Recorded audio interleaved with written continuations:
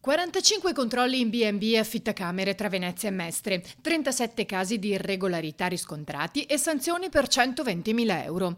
22 gestori sono stati denunciati inoltre per non aver comunicato alla questura i dati sulle persone ospitate. Sono i numeri diffusi dalla Guardia di Finanza sugli ultimi mesi di controlli insieme alla Polizia Municipale per contrastare il fenomeno degli affitti turistici abusivi.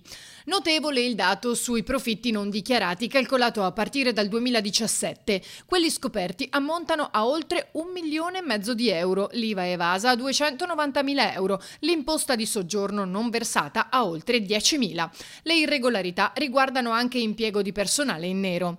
Tra i casi più eclatanti, una struttura ad orso duro gestita da un coreano e dichiarata come B&B, che in realtà era un ostello abusivo, nel quale a fronte dei 9 posti letto dichiarati ne erano stati allestiti 28. In un altro caso, a Cannareggio, un italiano è stato scoperto a gestire 4 distinti appartamenti adibiti a locazione turistica, per i quali non era stata inoltrata alcuna denuncia alle autorità. Uno di questi risultava accatastato come ufficio. A Mestre invece è stato effettuato un controllo in un B&B gestito anche questa volta da un cinese che continuava ad operare nonostante una diffida ad esercitare perché senza autorizzazioni. E ancora a Marghera un altro cinese aveva affittato a un connazionale un locale di sua proprietà per circa 800 euro mensili senza dichiarare nulla, evadendo le tasse su incassi per 35.000 euro.